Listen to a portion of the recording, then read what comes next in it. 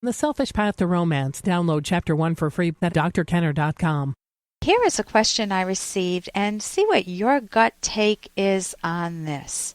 Hi, Dr. Kenner. I'm 17 years old and 5 months pregnant. 17 years old and 5 months pregnant. I've been with this guy, Gus, for a year now, but I love him so much that I can't leave, and I want the baby to have a father. In the past, Gus has choked me and hit me. When I found out I was pregnant, I thought he wouldn't do it again, but he has. He hasn't choked me in 2 months, but he's hit me twice 2 days ago in an argument, and my arm is bruised. He always calls me a bitch and a slut and other hurtful things to make me cry. I am very emotional at this time in my life. She's pregnant, and he knows it. Today, out of nowhere, I was resting on the couch at his house, and he came inside from stacking firewood, and he yelled at me, saying I'm lazy, I never do anything. I told him I'm pregnant, and he yelled, "Is that your excuse?"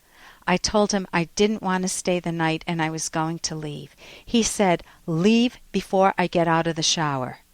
I called my mom to come take me home. She saw me crying in the cold at the end of his driveway when she picked me up and told me it was wrong of him to treat me this way all the time, and I need to leave him and not answer his calls. Like a fool, I did answer his call. And I sent him a text saying, "You hurt my feelings a lot and I'm getting tired of it. I want you to stop being mean to me, but you can't." His response was, "Stop being a bitch and I will stop being mean." Help, in large letters with exclamation points. I don't know what to do. I am very confused and I need help. Megan, you needed help a long time ago. You are in a very bad situation. Not only are you pregnant at such a young age, where were your parents? But you're living with a guy for over a year who's been abusive and who has gone so far not just to call you names and insult you and to call you lazy, but to choke you? To choke you? I mean, that's something where you want to be able to pick up the phone and dial 911 and get legal protection from him. This is not a loving partner. Now, I know it's very confusing. You are so young. You haven't had a lot of experience with life, and you're pregnant on top of that. And my gosh, so let me say a few things. Hey, I got to interrupt this because we've got to pay some bills. 30 seconds, that's it. A very quick ad, and then Ellen will be back. Romance. I wish I knew more about what girls want from a relationship.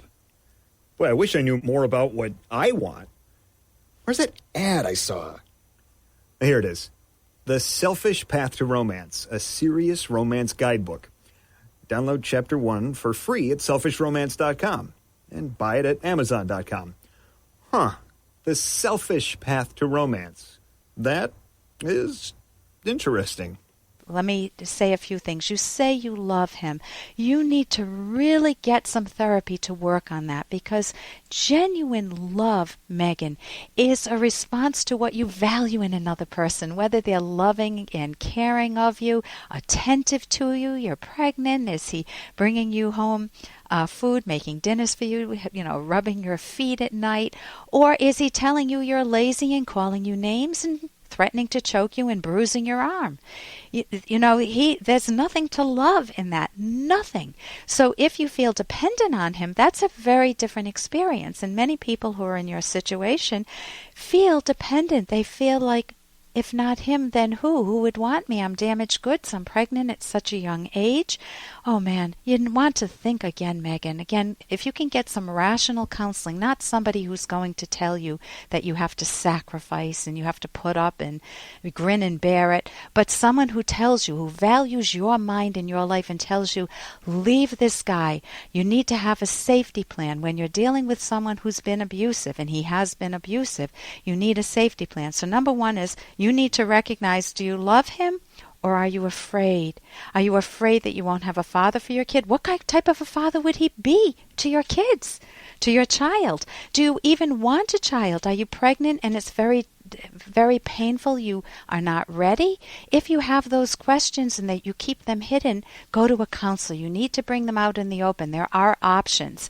And of course, one of them is adoption. Another one, I know it's getting late in the game, it would have been abortion, or still maybe, but that you may not be open to that option. Certainly adoption is there. So you need a safety plan. You could go to, I Googled just to see what was around, because I can't give you that much advice in a minute left.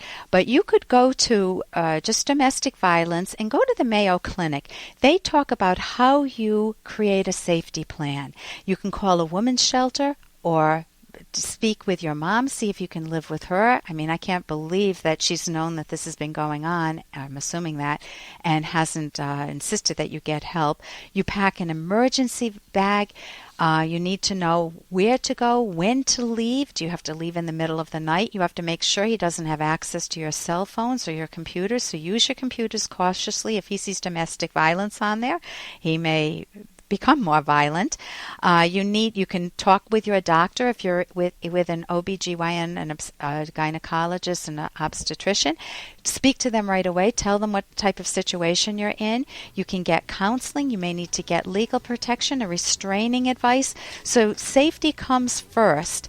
And your happiness comes first, your mind comes first, and you are right to seek help, and I encourage you to get some therapy for yourself, Megan. I'm Dr. Ellen Kenner on the rational basis of happiness. You want to value your life too. Toll free 1-877-Dr. Kenner. For more Dr. Kenner podcast, go to drkenner.com and please listen to this ad. Here's an excerpt from The Selfish Path to Romance by Dr. Ellen Kenner. Here's an example of two people with a conflicting sense of life discovering each other. Alicia met Daniel on a blind date. He was financially well off, but he wore an old t-shirt and his hair was dirty and unkempt. Alyssa asked him what he did for a living, and he replied, computers and stuff. She asked him why he liked his work. He didn't know, except that it was fun sometimes. She asked him what he wanted in life. He had no long-range goals. She asked him what books he liked. He didn't read books. He watched TV and played video games. Instead of looking at her, he looked at the ceiling or at other people in the restaurant. Alicia was an attractive, successful, and ambitious lawyer who loved reading and developing her mind. She couldn't stand Daniel and felt totally invisible to him. Being with Daniel, she felt as though he was from an alien universe. His sense of life was opposite to hers. You can download Chapter 1 for free at drkenner.com, and you can buy the book at amazon.com.